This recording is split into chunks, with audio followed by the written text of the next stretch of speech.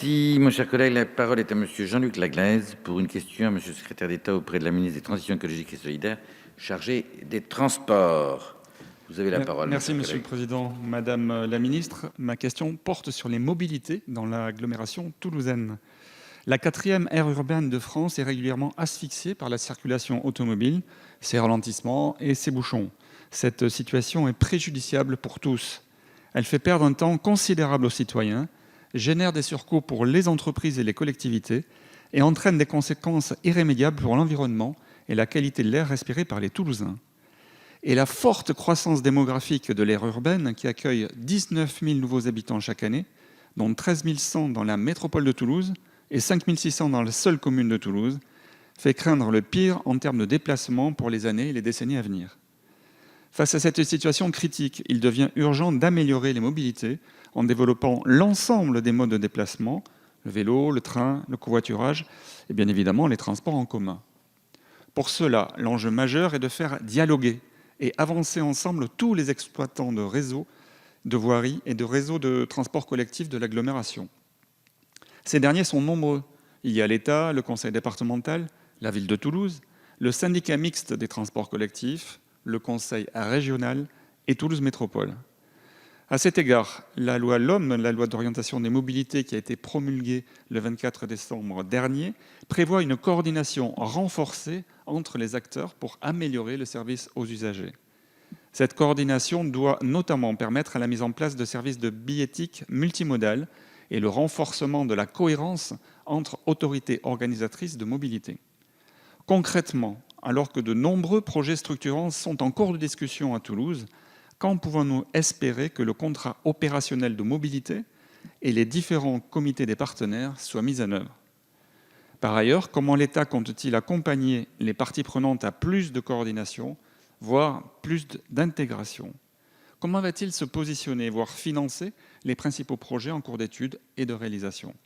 Je pense notamment à la 3e ligne de métro, à la revitalisation du rail via le développement d'un RER métropolitain dans le cadre de l'étoile ferroviaire, ou encore à l'étude d'opportunité du projet de contournement autoroutier de Toulouse par l'ouest.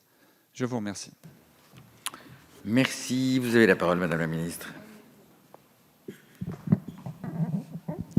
Monsieur le Président, Mesdames, Messieurs les députés, Monsieur le député Jean-Luc Laglaise, vous avez interrogé mon collègue Jean-Baptiste Djebari. Ne pouvant être présent, il m'a chargé de vous répondre. Vous pointez à juste titre la nécessité d'une bonne coordination de tous les acteurs publics pour améliorer la mobilité quotidienne de nos concitoyens et répondre avec plus d'ambition et d'efficacité aux enjeux de pollution et de congestion. Vous l'avez dit, les parlementaires ont introduit dans la loi d'orientation des mobilités des contrats opérationnels qui doivent conduire sur des bassins de mobilité comme le vôtre à coordonner l'action de la région, chef de file sur cette compétence, des départements, gestionnaires d'un réseau routier, et des autorités organisatrices de la mobilité. S'agissant de politiques largement décentralisées, en vertu du principe constitutionnel de libre administration des collectivités locales, l'État n'a pas vocation à interférer. En outre, le législateur n'a fixé aucun délai pour créer ces contrats opérationnels de mobilité ou les comités de partenaires. Il appartient donc au territoire de mettre en place ces contrats, de monter ces comités, et je sais que de nombreuses collectivités sont déjà très investies. Par ailleurs, il convient de rappeler que si le contrat opérationnel de mobilité peut donner lieu à des contractualisations financières, en fait, ce n'est pas son essence même.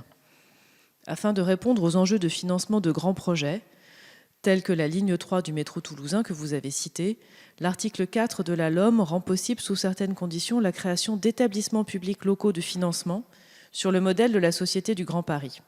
Des discussions sont en cours avec les ministères concernés et les collectivités intéressées. Enfin, l'opportunité d'un contournement autoroutier de Toulouse a été étudiée par l'État dans les années 2000. Un débat public a été organisé en 2007 et a conduit l'État, par décision du 16 juillet 2008, à ne pas retenir ce projet. Aucun élément n'implique à ce jour de revoir cette orientation. Toutefois, l'État, en partenariat avec les acteurs locaux, conduit une démarche de limitation de la congestion des routes qui vise à mieux informer les usagers, à mieux réguler le trafic sur le réseau routier national non concédé à travers la gestion des feux de régulation d'accès, mais aussi à favoriser le report modal.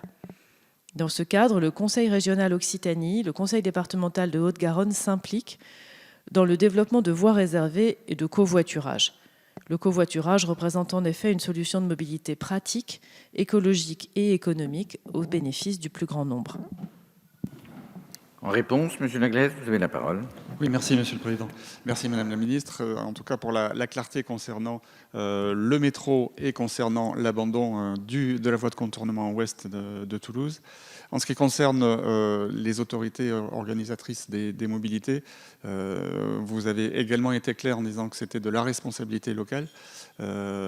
Donc appelons les partenaires locaux à de la responsabilité parce que les Toulousains, eux, attendent. Merci beaucoup. Merci, mon cher collègue. La parole